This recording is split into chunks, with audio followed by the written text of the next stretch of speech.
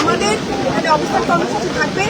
আমরা বলেছি যে আমরা থানায় যাব, মামলা দিব, মামলা দিয়ে আমরা চলে আসবো। কিন্তু সেই মামলা দেওয়ার যে আচ্ছা 144 ধরা চলে, ঠিক আছে, আমরা তো মামলা দিতে পারি। এবং আমরা এটাও বলেছি যে আমরা 4-5 জনও যেতে রাজি, কিন্তু সেটাও ওনারা রাজি হচ্ছেন না, আমাদেরকে যেতে দিচ্ছেন না। অথচ ওই পাশে তারপর দেশীয় অস্ত্র সহ ওনারা দাঁড়িয়ে আছে।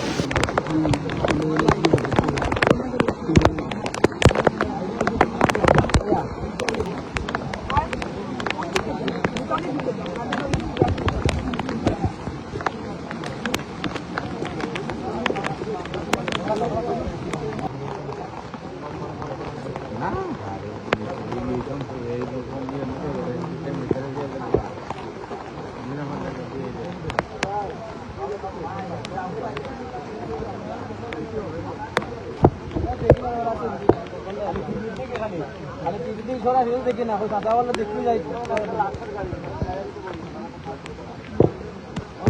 না করে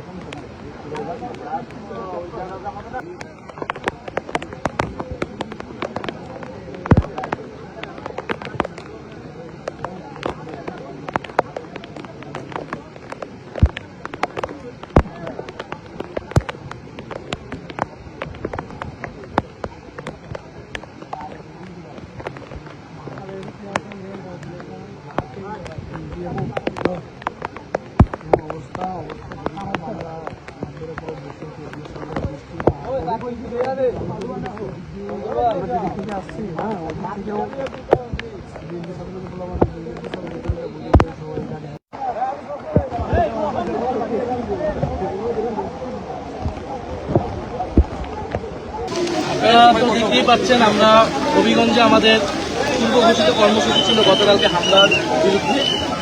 তো আমাদেরকে প্রথমে মৌলিকভাবে তারা বাধা দিয়েছে, তারপরে কয়েক দফায় বালুচঘাট, ট্রাক্টর, এবং আমরা এখানে এসে পুলিশ সর্বশেষ আটকিয়ে রেখেছে এবং তার পিছিয়ে ছাত্রদলের শত শত সন্ত্রাসীরা আছে। আমাদের কথা যেহেতু 144 ধারা জারি করেছে, আমরা আইন শৃঙ্খলার পরিবেশ বা সব কিছুকে সহযোগিতা করে আমরা বলেছি আমরা শুধু যাবো, মামলা দায়ের করবো, আহতদের দেখবো, তাদের পরিবারের সাথে সাক্ষাৎ করে আমরা চলে আসবো। প্রয়োজনে আমরা যতজন বলবেন আমরা ততজন নিয়েই যাবো। আপনারা আমাদেরকে সহযোগিতা করুন। আমরা এখানে কোনো ধরনের পরিবেশ অশান্তি চাই না। আমরা চাই আপনারা লফুলি কাজ করুন। কিন্তু তারা আজকে এইখানে কিন্তু 144 ধারা নাই, তারা এইখানে আমাদেরকে ব্যারিকেড দিয়েছে এবং আমাদেরকে সেখানে যেতেও দিবে না। ইতিমধ্যে কিন্তু যারা আসামি, যারা চোখ ফেলেছে, তারা চোখে আঘাত করেছে রড দিয়ে, তাদেরকে কিন্তু পালিয়ে যাওয়ার সহায়তা করা হচ্ছে। তারা নিজেরাও মামলা করে নাই, আমাদেরকেও মামলা করতে দেরি করাচ্ছে যাতে আসামি পালিয়ে যেতে পারে। এবং স্থানীয় এমপি বা ঊর্ধ্বতন কর্তৃপক্ষের প্রতি যারা কার কথা বলছে আমরা জানি না। আমাদের কথা আমরা এখানে বসে থাকবো, আমরা আসছি ঢাকা থেকে, আমরা হবিগঞ্জে মামলা করবো, তারপর আমরা যাবো।